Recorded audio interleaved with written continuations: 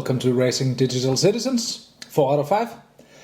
My name is Søren, and this is Jessica, my lovely wife, business partner, and all in all, pretty awesome person. This is our little show where we try to, for parents, teachers, people of all kinds, where we try to talk about the digital world and the kids in it. We have quite a few questions from you guys. Today we've gathered some of them that have something to do with, I guess, the loss of attention span a little bit that we see out there. And why that is. At least we've grouped some of the questions like that. And we probably all know some of it. Sometimes we want to check the weather and, 2 hours later, we are watching. I don't know, what are you caught up in? Is that too personal? What is your... I can get caught up in a little bit of social media. I can get, okay. But it's also work based, I would say. Mm-hmm. Yeah. Uh-huh. Yeah. Mm-hmm. But if you check on Instagram, I mean, I asked somebody the other day, do you plan to spend?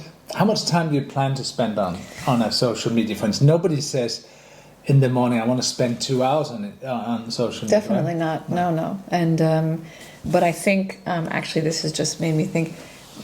It is often actually work based. However, that can spiral out of control, and but it is a little bit of a reminder that kids also use technology for the same things we do, which is also like work, homework, entertainment, sure. Speaking to friends. Yeah. And so just a little reminder that while we all most of us can get lost in doom scrolling, it is true that it's very difficult to live without. This is difficult to live without, and nobody's saying that. Okay, Calm down. I'm just Get off your horse. I just want to clarify this right now because I just want to set the scene here. I feel like I'm setting the scene here. Okay. I'm trying to say, let's be at least honest also to our kids that, sometimes we may want to watch one video on YouTube and I don't think anybody ever has just watched one YouTube video.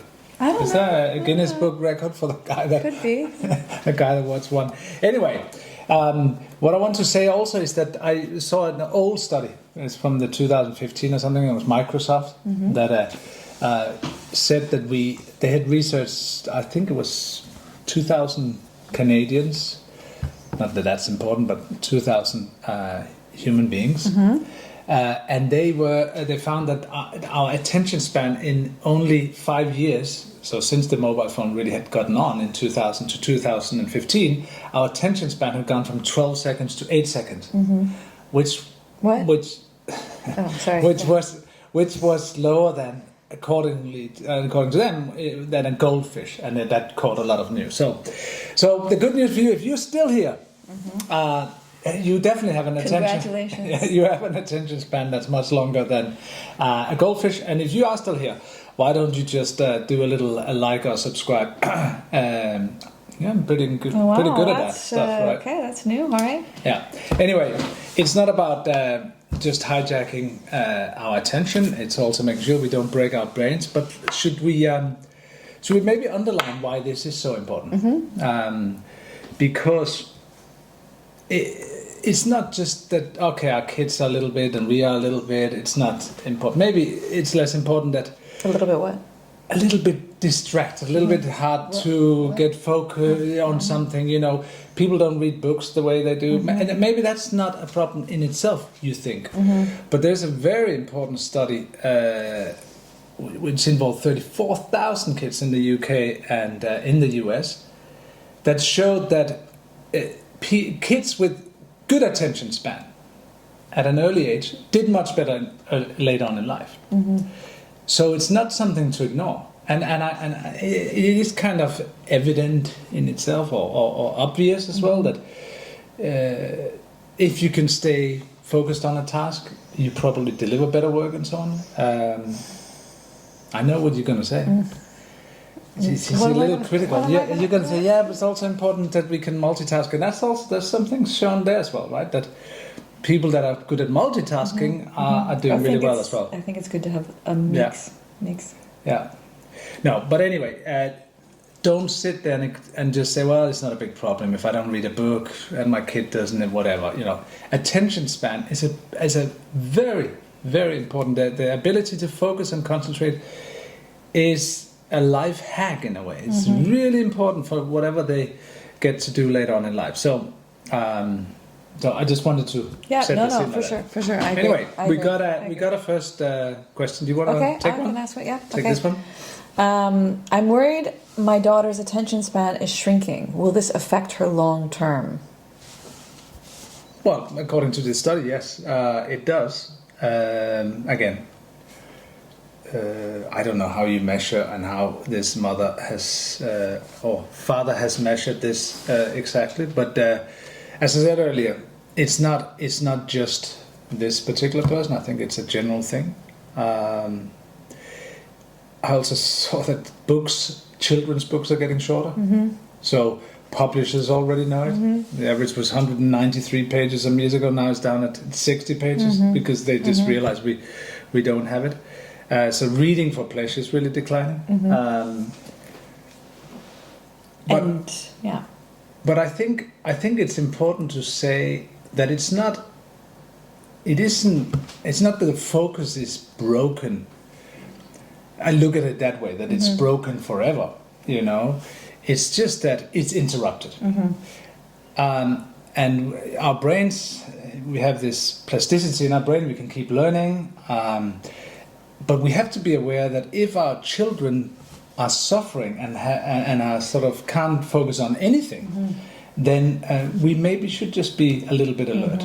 Do you remember back in the day, many years ago, Sebastian had a little bit, he was very high-wired about this. So it's something to keep an eye on, I would say.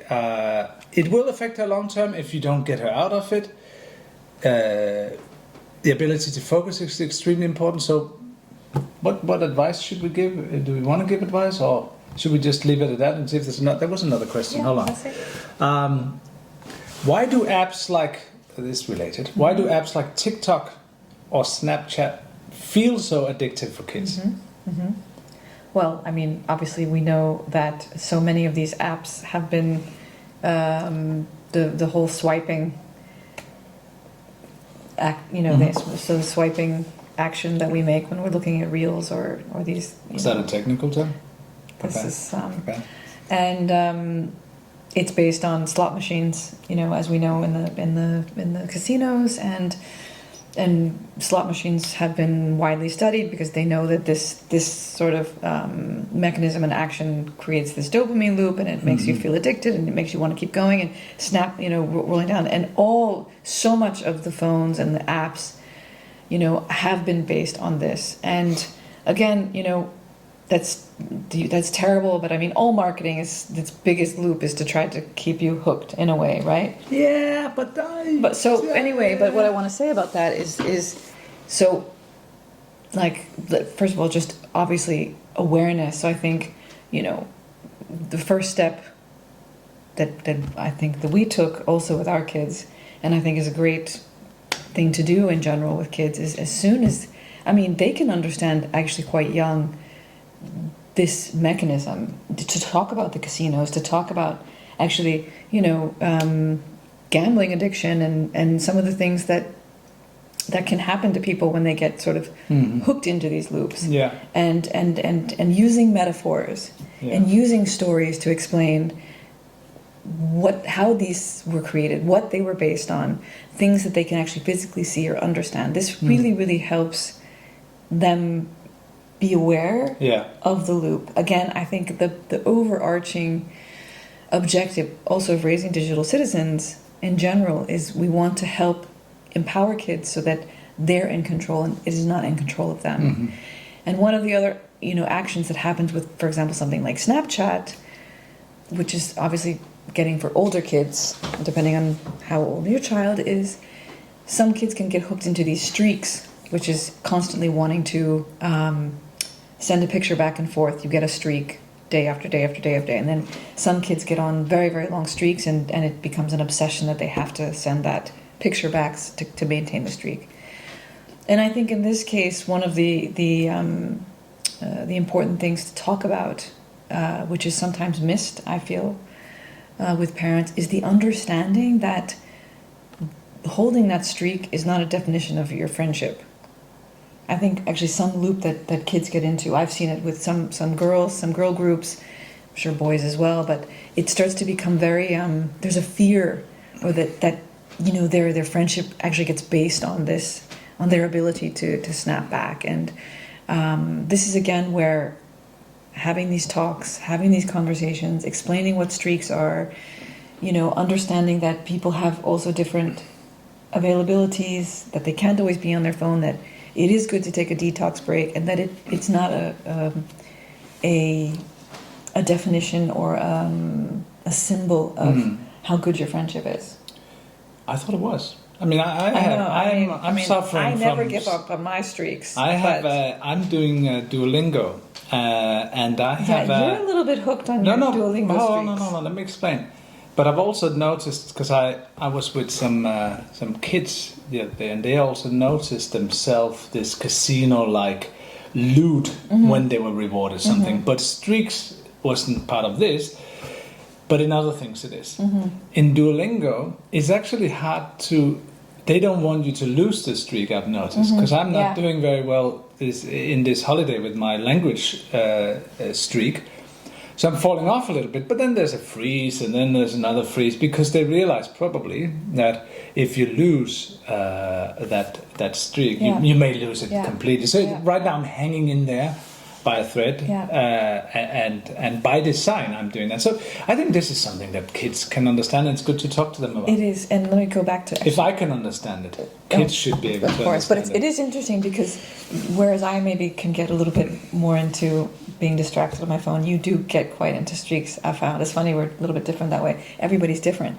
But I just want to tie it back to something I was saying in the beginning. Believe it or not, I can bring it back. Nobody remembers about marketing and about how things are, you know, we talk a lot about the demons of the creators of these apps. And actually all marketing there's a lot of psychology that's gone into it. You know, historically there was subliminal messages historically in ads. And tons of money gets pumped into this. Why is that interesting in general? Because what I have seen is that the more kids do understand this, and that someone's trying to trick them, it can almost become an adventure for them, or a puzzle that they figure out. So they become, again, the sort of hero of their adventure. I've seen that time and time again, like, oh, look, they can spot it themselves. Yeah. Which is a way of empowering again. And it's I'm sure back in your day you were being shown how the vegetable guy wrote with different color markers and. I was very interested in the subliminal messages in advertising, so I find it very fascinating. Anyway. For more on that, you can follow me. No, I'm kidding. Okay. Let's move on. There's another question here. Okay, so I think I'll take that one. Huh? You can answer that one. My son can play Minecraft for 3 hours straight. Doesn't that prove his attention span is fine? If this instead was my son can read a book or draw or play chess or I don't know, anything else, I would say, then he has a very good attention span. If you can do that, what was it, 3 hours? Very good. But Minecraft is a game that knows that we don't have the attention span that we used to, that we get bored. So it uses every mechanism there is. It knows how to keep you in the loop. So I think your son... it is not a proof that he has a great aspect. I think actually by studying and seeing what's going on there, you would understand what mechanisms actually. So try and play with him, maybe sit and play this game with him, and then see if when he shows some he's a bit. Then there's something popping up on his screen, and it says you can now get this, or why don't you join there? And you've just been rewarded. There's constantly something that keeps them going. Yeah, actually, Minecraft is that the one where they're building? Yeah. So actually, I have to say, I think Minecraft is a fantastic game, meaning a fantastic game for Does somebody you. sponsor you this? Oh yeah, I'll just that's no.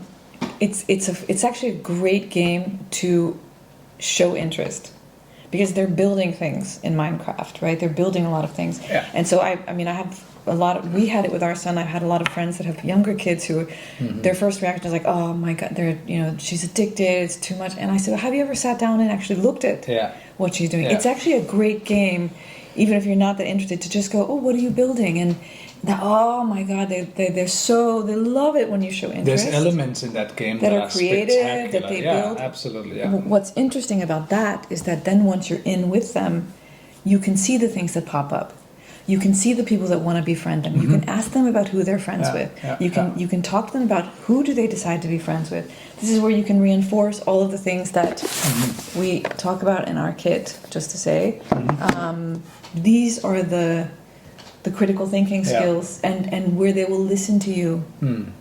So tied back to one of our big things is that if you show some interest in what the kid is actually doing, and not just say they are gaming or they are just on their screen. No, they could be doing a million different things, and if we show a little bit of interest, they really want us to do that. So, see it as a way in to share these things. And yes, regarding attention, I mean for sure, like balance, right? If they show a lot of focus, a tip is also, really celebrate that and say, wow, you did so well doing that for so long. Wow, amazing. Now apply that to other areas. And celebrate the fact that we can do it, rather than hit down on them when they can't, know. Another question we have. Should I just ban devices during the week to protect my kids' focus? Maybe do you want to? We can both. I think talk we may about that. have we a different. We can both talk about that. Being American, I'm probably coming more from the authoritarian side by default. So my natural reaction would be to just, take the phone away or ban it or punish. I've had so many years studying the Danish model, and that I've changed my ways, but I will always battle with my natural inclinations, and many parents can relate to that. It seems much easier just to take it away. I do think the first thing to ask, first of all, it's age related. If it's a very young child, then we have to set the boundaries. But as your children get older, I think we have to always ask ourselves, how do you feel if someone took your phone away and banned you? And I'm not saying that in some cases this is not necessary, but I think it's always better to get buy-in, to get much more contribution of the kind of agreement, but also some structure that isn't so black and white. You say, well, when you do that, you have an hour for that, then you have an hour for this. So there's some structure, or you're not on the phone at mealtime, not an hour before bed. These kind of things, kids tend to respond better to that than just a ban, right? Yeah, and just leverage having other options and praising for other activities. I think that's really, really important. Yeah. We've seen it with our kids as well. It's like it especially when they're still listening to you. I mean, I think having the other options of sports or drawing or music and sometimes even rewarding them for that is helpful. But no, I think having clear media-free zones that everybody respects and times, very important.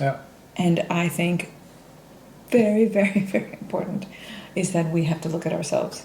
Sure. And what am I modeling? And are you modeling the media-free zone? And are you modeling the kind of behavior that Yeah.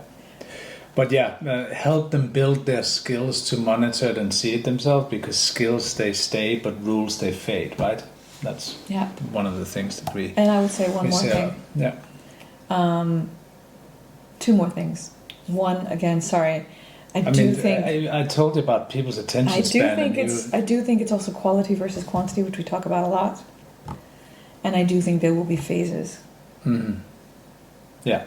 You know, Yeah. like everything, I think there's sometimes there may be a phase where your child is gaming more or playing more, and I know you have to stay on top of that. But like, we've also seen phases where he's so much more in the real world. Yeah. Right.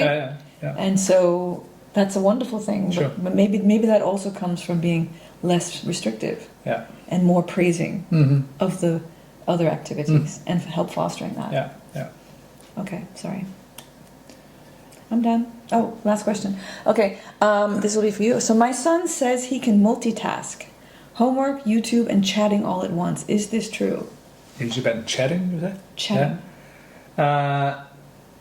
I'm sure it can. And there is real evidence that in a very short time, because of phones and apps and the world we're living in, kids are extremely good at multitasking. We probably as adults are also getting better. Yeah. But it comes with a cost, because every time you switch, you use energy.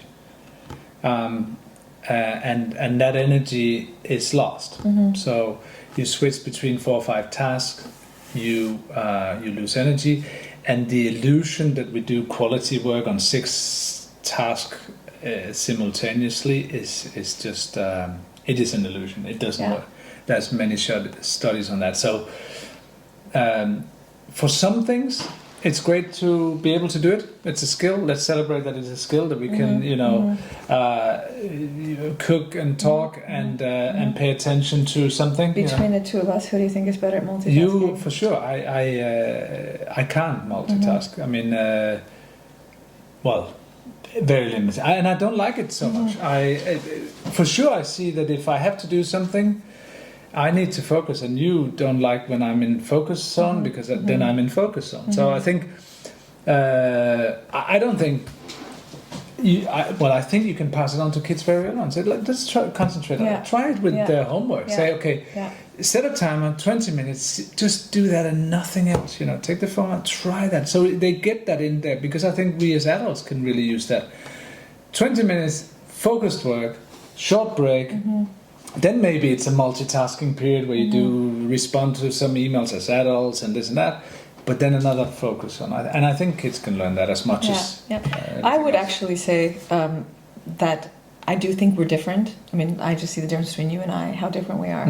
I know myself that I could probably have more focused work sometimes, because I may be extremely multitask, but I think I'm a more creative type. So it's very... I think kids are very different as well. I would say, actually, it's also about, like, the proof is in the pudding. In how they are, how they're responding, their behaviors, like how are they getting their work done? Yeah. Are they really getting what they need done? You know? And how distracting is it? And so I do think it's a little bit. It's not so black and white. I think it's a little bit of. I'm not saying it's black and white, but also things like creativity it requires some focus. But yeah, I know what you mean. Yeah. It's something to fundamentally, when we talk about this, we have to always say kids are different. We're different as parents. There's some things that are very critical. We don't believe in rules and bans and strict, and that we are not that black and white, but we believe definitely in preparation and honest conversation with children. That's the best way. Respect our children. Build trust. Treat them with dignity. Yeah. And that was the idea behind your kid here, Raising Digital Citizen, is that avoid all these struggles down the line by just preparing and having an honest conversation. Get the digital driver's license. Know that they need guidance in the digital world, just like in the real world, and we are their mentors. So, all right, that rite of passage seriously, and don't say no. Say no. KNOW. So thanks for being with us. It's not about having all the answers. It's about being curious and starting the right conversations. And for the probably one person remaining here, I should do that in the beginning, right? If you haven't subscribed, subscribe now. And please feel free to keep sending in your questions. Yeah, do that. Thanks for being in. See you next time. Bye.